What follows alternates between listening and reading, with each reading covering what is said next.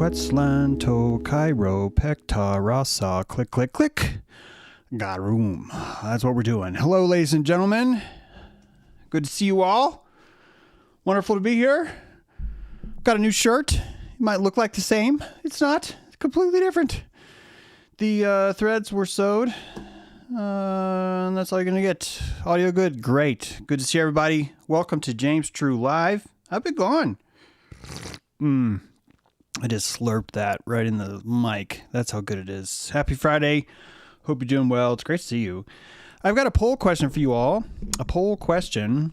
And I'd like to get started because usually when I have poll questions, I forget to tell you. I hope you guys are doing great. And I'm glad to see you guys. I look rested. Thank you, Discerning Light. Great to see everybody. Nate looks good. Stretch, mwah, kisses to you. I think I saw Yesenia somewhere in there. Eric C's right there. Linz is there. Marsha Lee. Well, we'll get on with it. Ginger, hi Ginger. Amel. Bonjour, Amel. Debbie Quetchke. Wow, you're going to be able to relate to this one, Debbie Quetchke. You ready for this? Hey, cigarettes. Here's the poll. I have a poll. Doom, doom. There's a poll on Friday. Poll. Doom, doom. There's our graphics. Here's the poll. Would it be okay if you were reading a novel and the novel was about an underground ancient family of beaked whales. The Rabbi Basuius, if you know what I'm talking about, some of you.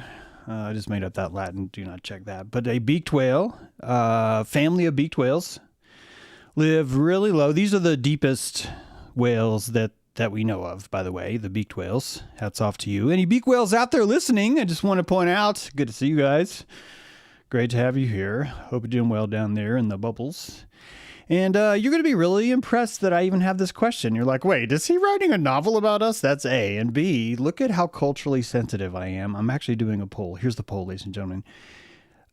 Beaked whales been around. They survive through cataclysms. Why? I think because they go the lowest in the ocean, they are able to tap into more salt. They are able to, therefore, read the psychic record of Sheol. You heard it here first.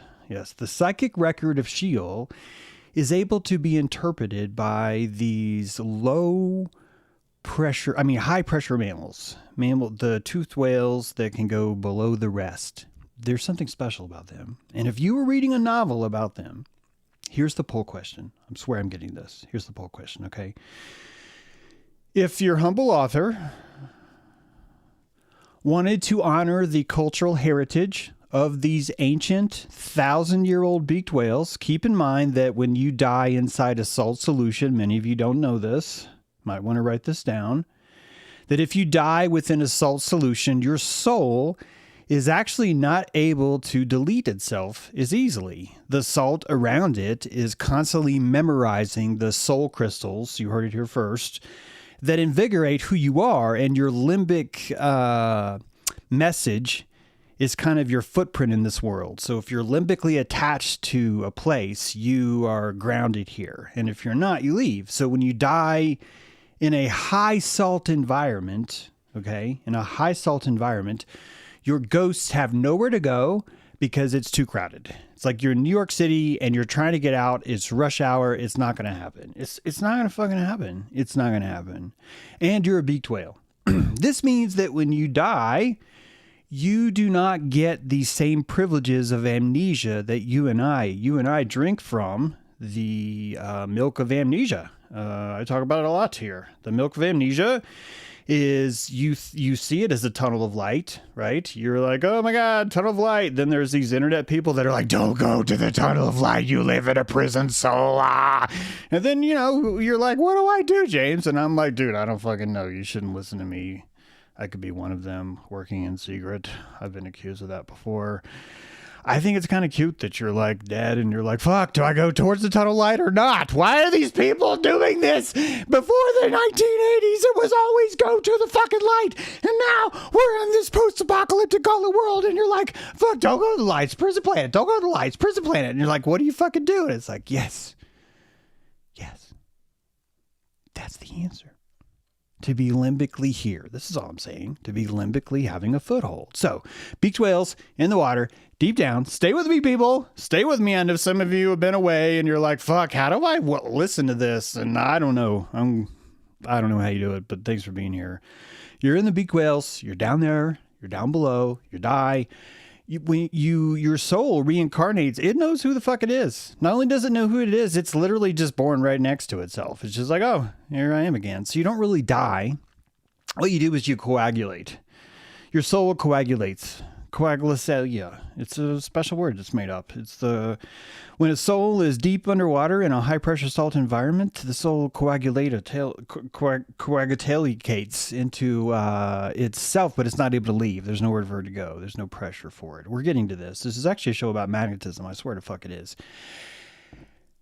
I'm still trying to get the poll question out. Fuck. Keep in mind, all I'm trying to say is the beaked whales are venerated fucking people, okay? They live a long time, and when they're reborn, they don't fucking reset. They're not born into a tunnel of light where they're like, oh my God, who am I? What am I? Oh, I'm a baby. Oh, someone's going to slap me. Oh, I've been circumcised. None of that. This is you wake up, you're like, I'm back, and people are like, oh, hey, how's it going? And now we get to the name. Now we finally get to the poll. I want to tell you this story. But I want to honor the cultural heritage of the beaked whales. Finally. finally, we get to the poll question.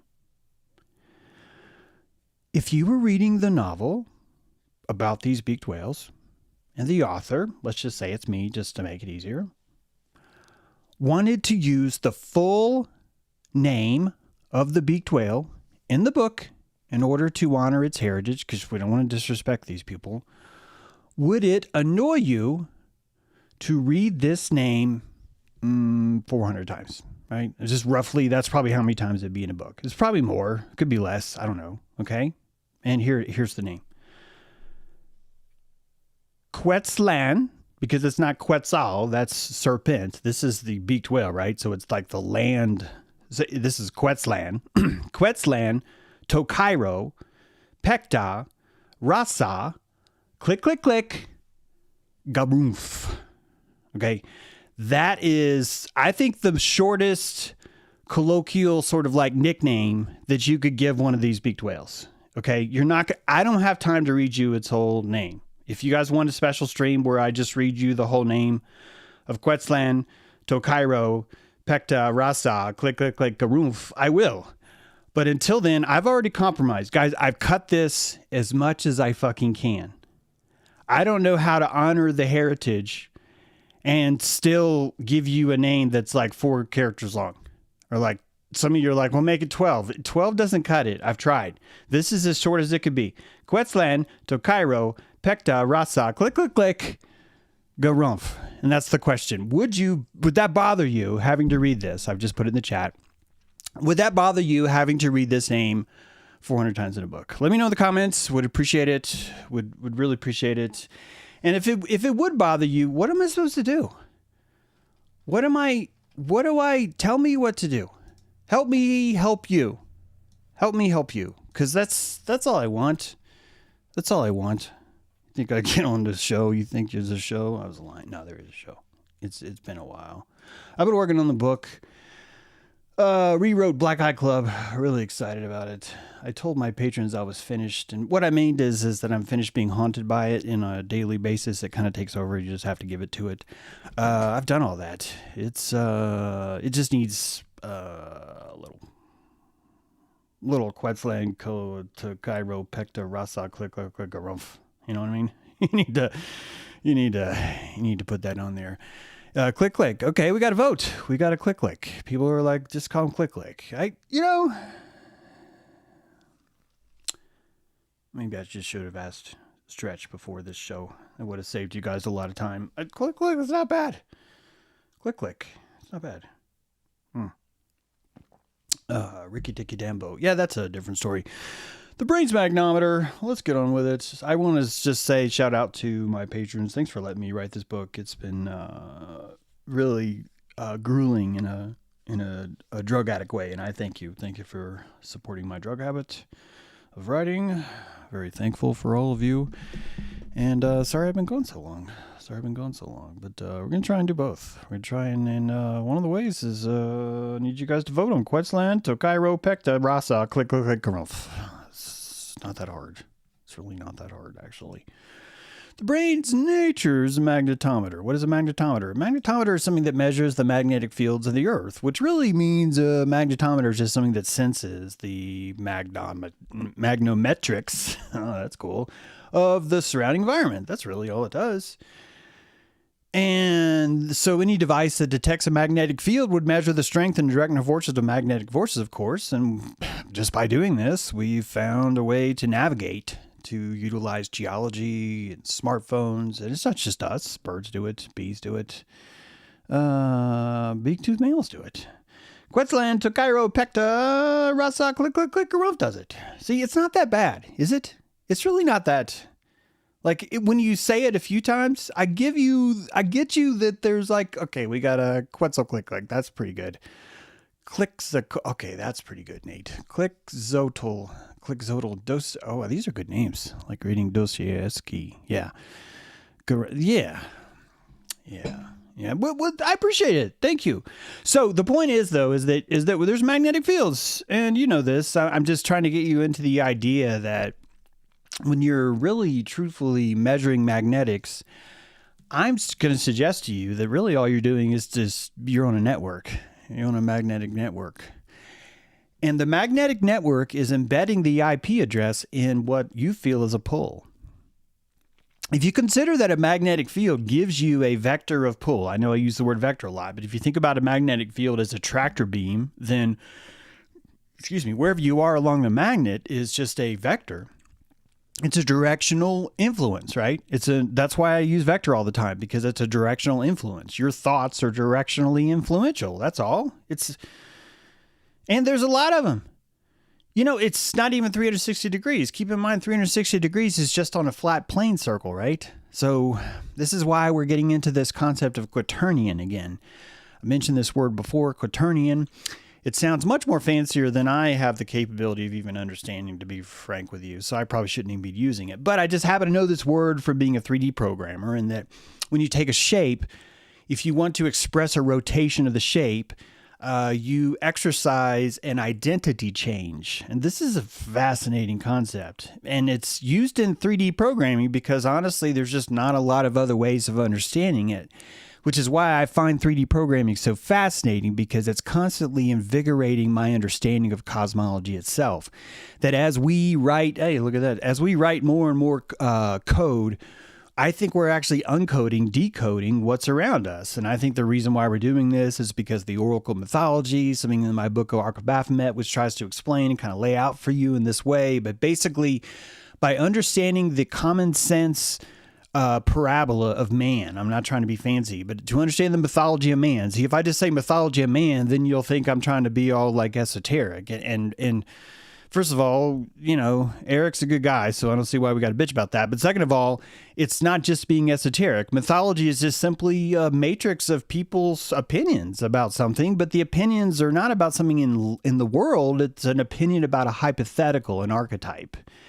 And when you have a parabola of an opinions, you have a field state. You have a field state where Zeus peaks, where the quantum hill, where we're going to call this creature Zeus, is higher than it is. We're going to call this creature Quetzalcoatl, and that these different fields that we have going around are just a magnetic state, or this is what we call it, but this is before we had computers. And I think you could perfectly understand it as it's a network.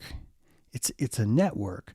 And in order for you to be on a network, you have to have a certain kind of IP address. This is a broad term, but most of you have heard this term before. But just like if you want to have a phone on a network, you're going to have a phone number. If you want a place on the internet, you're going to have an IP address, right? You know this. But just take it further. Just consider that if you're going to be on a network, you're going to have a UID, a unique identifier, basically. And all a unique identifier is you have a space here. And if you have a space here, then resources can be allocated to you in an addressable way, hence the IP address. So, what if all rotation, all thought is just simply a network of your emotional field? Your emotional field on a grand chiasmic way, all the field states that you could possibly have, not just 1 out of 360 degrees, but 1 out of 360 degrees multiplied by a quaternion of X, Y, Z, and W, because now you have to have time. We have to invent a whole new axes just to even express all the intricacies that one could rotate. And it ends up with a number that's so large, it's quite frankly hard to even express. First of all, it's normalized, which means it doesn't have a limited number of slots in it. Second of all, it's going to be in a span from 0 to 1, and that's going to be really hard for you and I to even understand, or 0 to -1. Just as you have what you call lies, a lie is what you know in the negative. That's really all it is. So the knowingness of something is still, the lie of something is to know something about something. It just has a negative vector to it. So it's still pointing to the same place. It's still invigorating something. Even if it's wrong, it's still invigorating that. And that this entire concept could be looked at as a network. I'm trying to suggest to you that if you consider that electron's not a real particle. Some of you guys are listening to people say, no one's ever understood electrons is not a particle. Dude, no one's ever said electron's a particle. This is just what your grammar school teacher told you. But an electron state is really just an identity. And there's only so much identity that can be squeezed into a certain place when it has spin, because spin gives you spatial awareness. And here's where I hope this gets really cool, because a 4-digit IP address there's only so many numbers, right?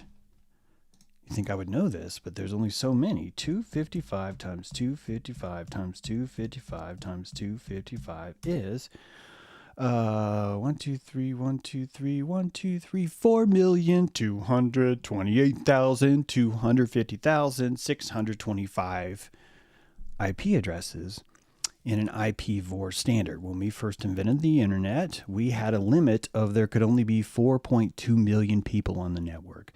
You and I have IPv6 now. This doesn't count the fact that once you get into your home, that your home could be its own network. So its own network can start over and they have 4.2 million choices, right? If you remember what we talked about the Aztec mind having a limitation of 52 years, the new fire ceremony literally lets rip a guy's chest open, pull out his heart, make everyone turn off their lights for a week, just so we can reset. It's this. It's just the math of this. It's the math of the network. The network is built from your resolution. Your resolution is built from the amount of frontal lobe calories it can afford. This is placebo. This is Homo sapiens sapien, the tumor that grew on top of the tumor when you were a Homo erectus. And that entire time, you've just been building a matrix where you can just peek farther into the future and peek farther into the past. But the entire thing is actually, you're just one of several identities inside of a network called humanity.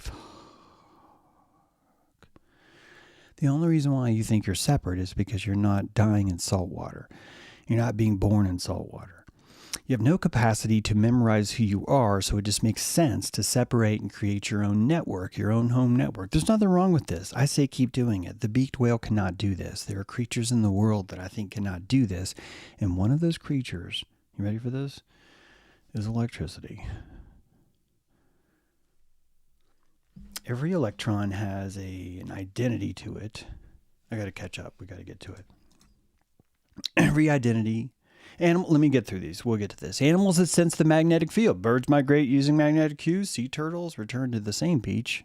Hey, this is my beach. I'm going to lay some eggs in this beach. I'm going to have some Instagram guy pretend that he has to rescue me by digging my fucking babies up and then making them run to the shore in fear as they terrorize over the little baby turtles. I'm sorry, I'm being a little negative. I'm sorry. No, they're really rescuing. They are. How did I get here? Bees, fish, they use this. A lot of chicks use this. They see magnetics in the room. It's true. They're like, hey, look at the magnetic over there. Some of you guys do it. You're working on it. You're figuring it out. You're just having a lot of social practice. You're not using the subtle muscles, as it were. Magnetite, the nature's compass in your head. This is magnetite. It's just freaking iron and oxygen, right? It's iron oxide. It's magnetic iron oxide in your brain, especially in the hippocampus. This is interesting. This is interesting that it's especially in the hippocampus because it's giving you a magnetic antenna is what it's doing. Your hippocampus, kind of shaped like an ear. Sort of.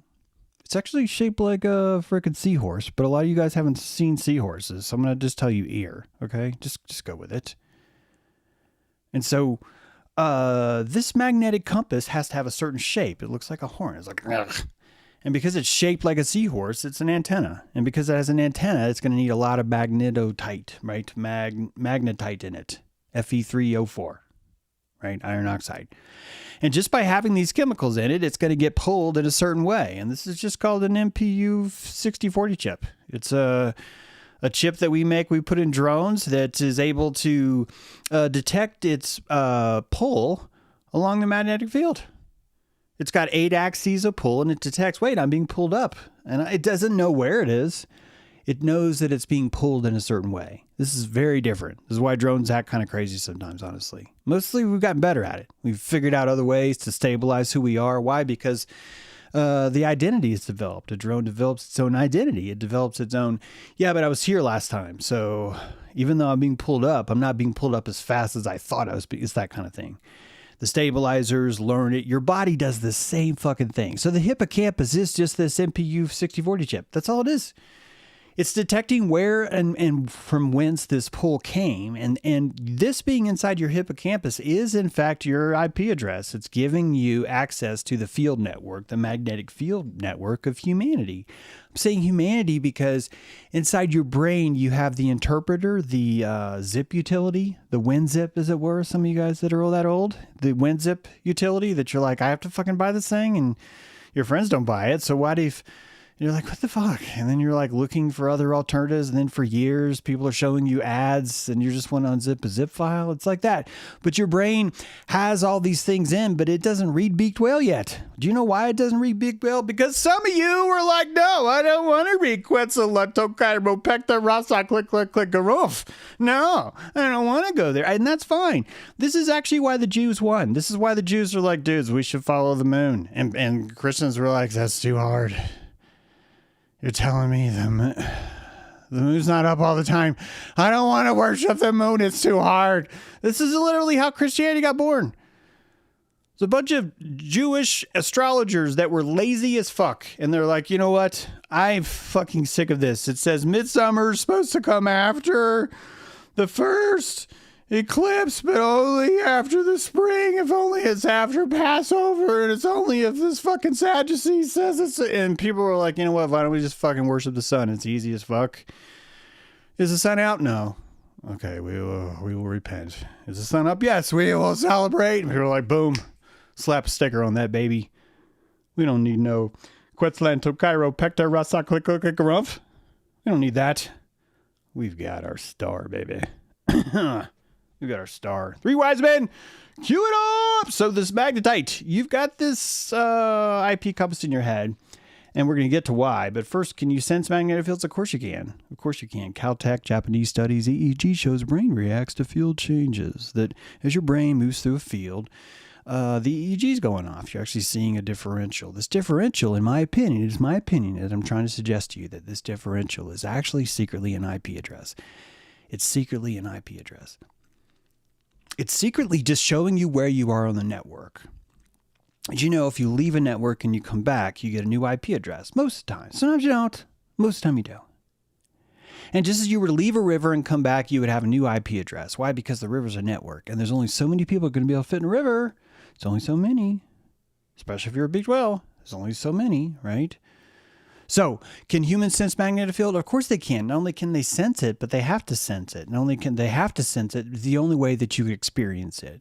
Because if everything was a field state, you don't actually have to move. Break. Doom, doom, doom. Yes, that's what I'm saying. You've never had to move. Your entire experience here inside of Gaia could be stationary. That the depth perception you have could just be an interface. The way your icons open when you double click them on your desktop makes it look like the folder goes boof. The way that you play a 3D game, and when you move your mouse forward, everything seems to get larger. And then when you move your mouse back, everything seems to get smaller.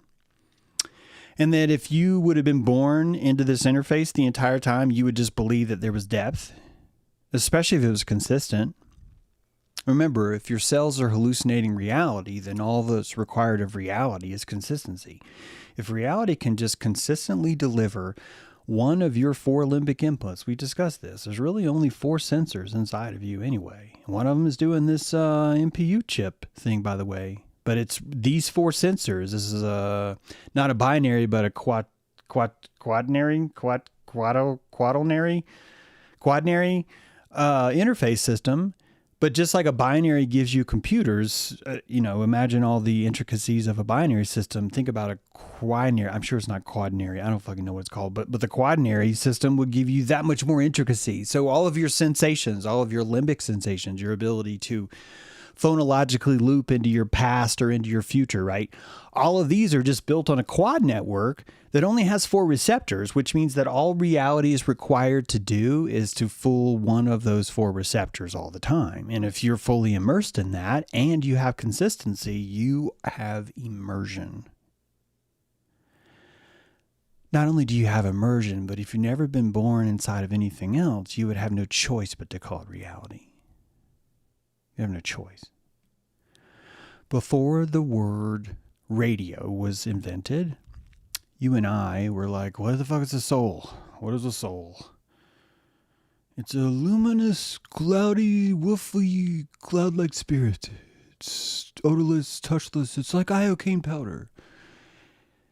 And we invented the soul because we didn't understand wireless network, honestly. We didn't, so we invented the word soul. Nothing wrong with soul. Not trying to take that away from you. I'm just saying it's a UID. It's a UID into omniscience is what it is. You're a piece of God. As a piece of God, you would be a unique identifier on a network of omniscience. So there's a network that knows all things. How do you know that? Because when you look out into the sea of mythology and you go all the way to Europe, you go all the way to Australia, you find people that have the same mythos as you. You find people that have the same machinery in their language. Not in their yes, biology, but in their language, in their understanding, in their conceptual understanding of the world. Therefore, you simply could be on a network. And it's only when I play with this idea that I start to think about the magnetics that I'm like, well, fuck, if you're on a network, James, if the whole world's a network, how would you know where you are? And the answer is you just fuck a sea turtle. I'm sorry, it sounded like I just said you just fuck a sea turtle. That's not what I meant. I don't think you should fuck a sea turtle. Some of you may have already done that. I don't want us to get lost here. Let's just move on. But all you got to do is just ask a sea turtle. Ask a fucking sea turtle. Where are you? He's going to tell you. He's going to be able to pull out a map. And he's like, I'm east of the Bahamas. Yep. Hanging out here. Gonna go watch some people pretend that they have to dig up my fucking kid's eggs to save them. Yep, that's where I am. And no matter where you can blindfold the turtle. You can spin him in circles, right? You can spin him in circles, blindfold him, and he knows where he is. Same thing for birds, right? So same thing for you. I think that our mapping system is really just that network bleached in. Like you and I have GPS, you and I have maps, we have navigational aspects of things. And this is really just our magnetometers inside of our network just expressing what they know more clearly than they have before. We're just getting better at it. We're just adding more and more to our HUD, so to speak, a heads-up display, so to speak. But by adding more and more, we get further and further away from the technology, so we tend to miss it. We tend to kind of miss how it works. Some of you don't know what a butterfly valve is. Some of you have cars that don't even have a butterfly valve. I'm one of those. It's sad. It's sad what it's become. But it's just simply the network is expanding. It's getting so elaborate, it gets harder to look at it in one piece. So the brain is an antenna. It can detect polarity, as you know. It can detect inclination of magnetic lines. This sort of sixth sense becomes obvious. Why? Because now you have orientation, balance, and even mood might be influenced by this. This is technically, if you go to the ocean, you're going to be on a coast somewhere. And to be on the coast somewhere is to be in a fractal part of the network. If you think about what a coast is, it's the fractal part of the network where it's moving from one state into another. So that would be its own coast, would be its own network. And where you are on the coast, you would know, because if you go on the beach, you can actually kind of tell where you are. It's true. If you can actually look this up, you could try it yourself. You know that you've been to certain beaches where you're like, wow. I'll give you an example. Belize, biggest fucking widest sand I ever see. Like rock-sized gravel sand. Okay, not that big. But like really thick sand. Really, really thick. Right? You got a different Tropicana, you know? That's probably not a word, but you know, let's pretend like there's a word that's like the canopy of the tropics and it's like this ecological term, right? So you got a different Tropicana and you got all these different things that are giving you clues about where you actually are. Hey, I'm in Indonesia. No, I'm in Hawaii. No, I'm off the coast of Oregon, right? All of these have different informational aspects of them that are telling you these things. Your inner navigator. So if you have a magnetic origin, then you have a magnetic IP. That's all I'm trying to suggest. And if you have magnetic IP, then you're magnetically placed inside of a network that is you associate and relate to other things. Do you relate to other things because you are not them? No. No, you relate to other things because you are them. The separation is the experience. The unique separation is the experience. by you getting an IP on a network, you think that you gain access to it. But actually what happens is you eliminate all other access from yourself. What is this? Is just Osiris. What if this is just what it means to be undead? You come in the world as undead. You enter a network, a duat. James, why is binary and I know. I know. You enter a network. This place, there's a book for this place. It's a book called The Book of Walking in the Light by Day. A network of light, silicon. And you're going to walk in the light. You've died to come here, which means you've logged in to the underworld. You logged in. And when you logged in, you were given an IP. And something is protecting you. Some kind of like man's best friend, a fucking dog, is sitting on top of the box. Your interface. Think about it, guys. Interface. Interface. You log on to your interface. And because you're vulnerable inside your interface, because your witness is now encompassed inside this VR helmet, then everything that's happening around you, someone could hit you with a baseball bat. But not if your best friend's there. Not if your dog's there. Your dog's there watching because you're in your closet, you're in your box, and you've logged into Gaia. You've logged into Gaia. So when you log into Gaia, you don't actually gain an IP, you lose everyone else's. And by losing everyone else's, you have this thing called scarcity, you have this thing called mortality, and you start to play the game. When you play a video game, the first thing they do, a lot of video games, first thing they do is say you get 3 lives. And you're like, wait, what do you mean? It's like, hey, you get credits. You used to start with the word credits. Insert credit. Insert credit. The moment you begin playing, you've been put into a scarcity realm. If it didn't have scarcity, the game wouldn't be exciting. You wouldn't lose a quarter. If you didn't have to lose a quarter, you wouldn't lose your energy. So all of the limbic technology is there inside the first video game, is Pac-Man. Hey, I will give you limbic immersion into this other world, but in order for you to go there, I need you to forget every single thing outside the screen completely.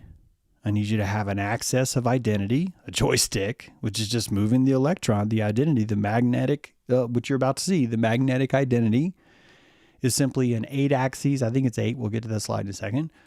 But it's just these different number of axes that you can go on.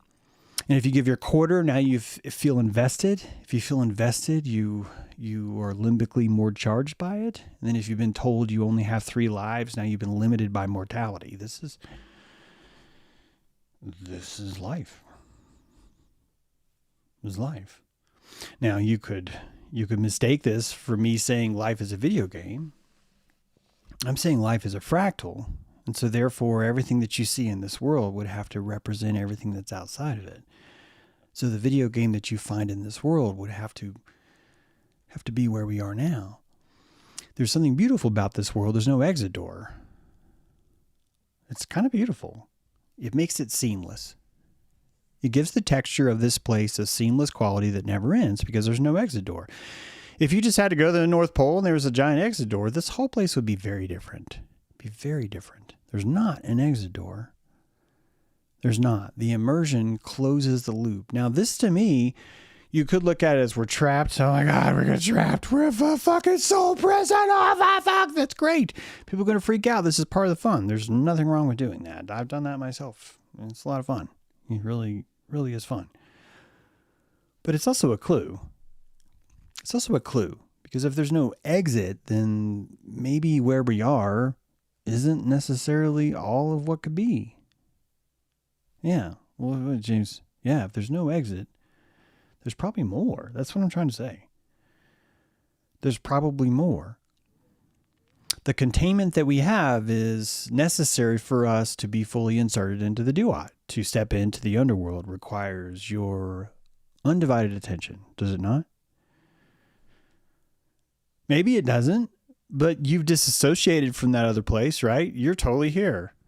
You can't imagine anything else. The only way you could is you're going to have to call up Quetzalcoatl Click and say, hey, what the fuck's going on? And you know what he's going to tell you? He's going to speak in a language that you don't fucking understand. It's got too many letters. He's going to look at you with your 26 letters. He's going to be like, how do I even begin to click? There's not enough growths to even explain what the reality is really looking like. And honestly, I think this is the point. This is the point. The majoritarian would insist that all reality would have to be the same, and literally every single piece of evidence from every single science that we've ever studied says that it would have to be different. That it would somehow have to be different. Thank you so much, Porter Fauna. Great to see you. Thanks for the super chat. Great to be here, guys. Hope you guys are enjoying the show. All these are big clues, big insights. Brain contains magnetite, as I said. Magnetite reception is widespread in nature, likely in humans too, and we have a subconscious magnetic sense to it. We have the same sense to smell, by the way. Same thing. Same thing happens with smell. Believe it or not, if you smell someone, you just are not in touch exactly with your receptors, but it's very true. It's been documented that purely by smell, you can determine sex, age, hormonal position on their axes. Are they postmenopausal? Are they premenopausal? Are they ripe? Are they ready for some action? Are they prepubescent? That all of these things are states of information. And I think it's a lot more. I think this is just all science has been able to document, honestly. Because truly your olfactory is telling you everything. And that your brain that's shutting it off, because when you entered into this game, you needed one IP. You needed the scarcity of the duat to limit your credits. And one of those limitations is on your dilation, on what I call aperture. You don't have to call it that, but on your scope. And if you can only see oneness, if you can only see the singularness of your own fractal, you're going to be more immersed. You're going to be safe. You're going to be able to live a better life. Some of you may expand, but you don't have to, quite frankly. You don't have to. There's no right answer here. Looking at the world through the eyes of a beaked whale isn't necessarily more accurate. It's simply more resolute. Did you know that those two things could be different? I'll tell you, we're at 60 frames a second, 120 frames per second right now. Most cameras can shoot that. Most video can shoot that. Cinematographers still 124. Do you know why? They want more space between. They want your receptors to have the ability to imaginate, because they know that limbically that's going to be much more immersed than if they showed you 16 more pictures every second. If they quantized the wave and broke it down into 16,000 units instead of 16.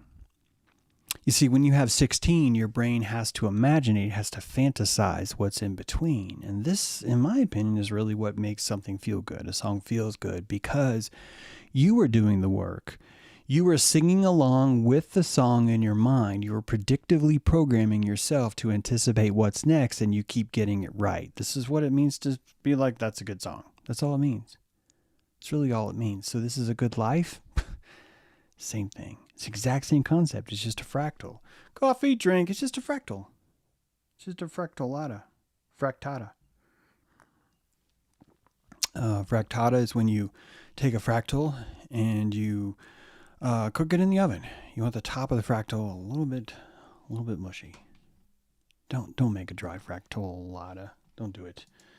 Don't do it. Now we finally get to this Quaternion identity. Just like smell has all this deeper information, so too does this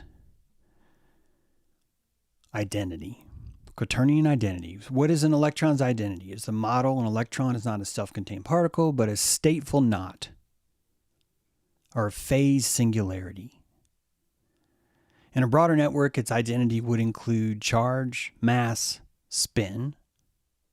Right? So electron can have charge, it can have mass, it can have spin, yet it has no volume. This should be very profound to you. That it can hold something called charge, mass, and spin, yet have no physical value.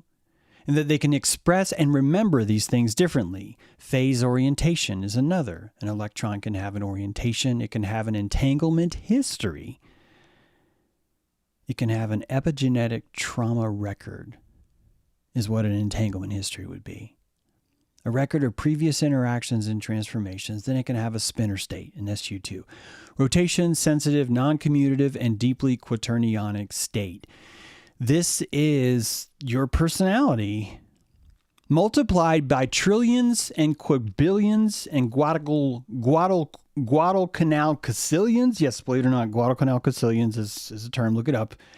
And that the number of different Spencer states would exist would also be the same as your identity itself, that who you are, your unique person, is simply the charge, mass, spin, express, phase orientation, entanglement orientation, and spinner state of an omniscience network with you in a very specific network, meaning spatially, I was born in so-and-so, so-and-so, and temporally, I was born on so-and-so date at such and such year at such and such time. That those two are spins.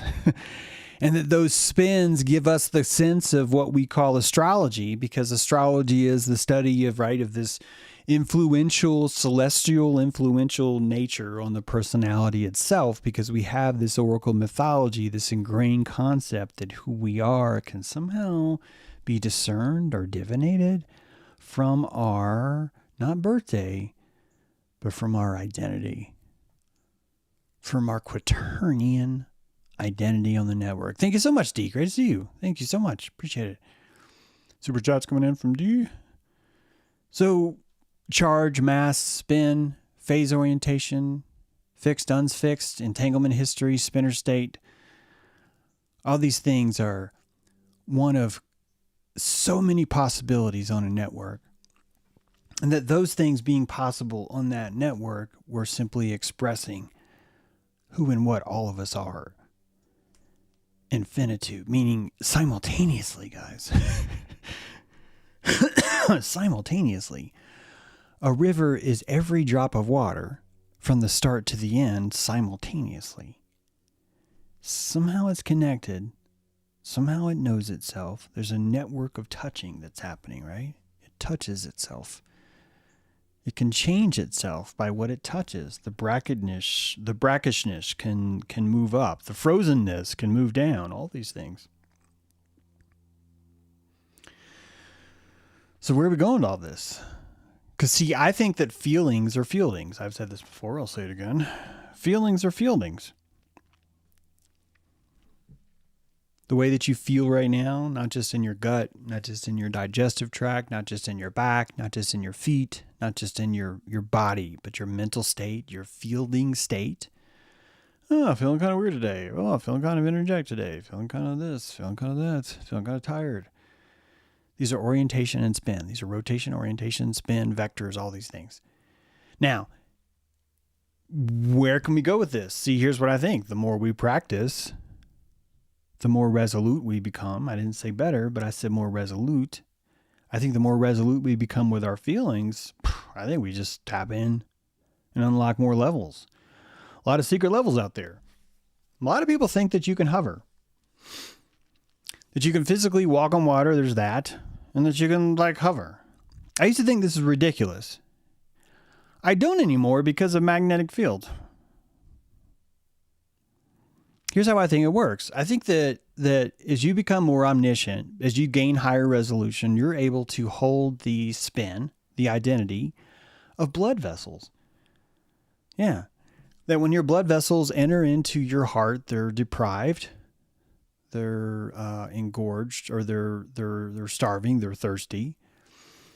And that you pull them into the chamber of your heart, and the shape, honestly, it's the shape of the heart itself that allows you to circulomagnetically, sonoluminescently compress a charge and intention into the red blood cells that are inside your heart at that time, that those red blood cells are now flowing with an identity, a Quaternion identity that has your will inside. And if you are Brett Favre, this is a football player who throws the football. I think he's a quarterback, but if you're Brett Favre, then more of your red blood cells are more aligned with your intent when they enter into your heart. And it just shows through your ability to throw a football more accurately than everyone else. This is all I'm trying to say. Ballet, every form of art, writers, singers, Everyone, no matter what you do, how you drive, how you hold yourself, how you say thank you, how you apologize if some of you do, all these things are just the expression of how charged, how aligned are your red blood cells to your personal intent. If you don't know yourself, you're intense fuck, so it doesn't matter how well you charge your heart. If you know yourself, it helps, but if you're not really in touch with your body enough, you're going to have a harder time charging more particles. If you run into some anemia, any kind of other issues, you're having this issue where your alignment of your will into your red blood cells is not as efficient. You're losing a lot of torque. You're losing a lot of chain. You're grinding through the gears, but they're not taking. As you get better, as you grow from 4 to 5 to 7 to 8 to 12, you gain access to things. I can now ride a bike. I can now run really fast. I don't run into trees anymore, or at least not anymore as I used to. All these things get better. You're able to jump. You're able to do tricks. Some of you can backflip. I don't know how the fuck you do that. I can dive. That's where I stopped. I was like, you know what? I'm done. I've pretty much perfected all the hard things in the world. Now that I've dived, I think I've had enough. But some of you have kept going, and good for you. I think you're just looking at your ability to align red blood cells. And to align red blood cells would be to give them this identity, this this identity, this charge, mass, spin, phase, entanglement, all this stuff. So your reality actually has a resolution of how deeply you enjoy your life is probably more directly related to how deeply your will can be imbued inside of each red blood cell. So you look for a Zen state, right? You go Ip Man or Keanu Reeves or every other fucking movie that's ever out there where someone has entered into this meta state where they're able to do supernatural things. See, I don't think that we have this state because we're just making it up, which comes back to hovering. How could you fucking hover? How could you not hover? If you could truly control a red blood cell when it comes to the heart is given a fucking sword, given a piece of iron, right? Lady in the Lake, Vivian, goes, here, have a sword. You're the only one that can save the kingdom. You're the only one. You're my secret Lancelot. Only you can do this. And the red blood cell's like, wow, look at me, I'm special. It's like, yes, you have to die for me. That's how special you are. And Lancelot's like, fuck, I will go. And he runs out and he's got a charge. He's got a physical weighted charge now. He's carrying around fucking iron. He's carrying around magnetics. Literally a chalice of magnetism. And the magnetism that's inside that iron has been compressed through somnoluminescent imprintation of Vivian into the sword. That's why it's called Excalibur. It's been imbued with a charge, making it special. Magical item, +7 against attacks. Yes, but it does so much more. It's not just +7 against orcs, okay? It's so much deeper than that. Because it's the identity that's been imbued in this. The identity then would be, we have to save the land from the darkness, or whatever the fuck they were saying back then. It doesn't matter. What matters is how efficient your Vivian is, and more importantly, how efficient your author is to pull the sword out of the stone. What he's going to do, and this is just evaporation. You sweat, right?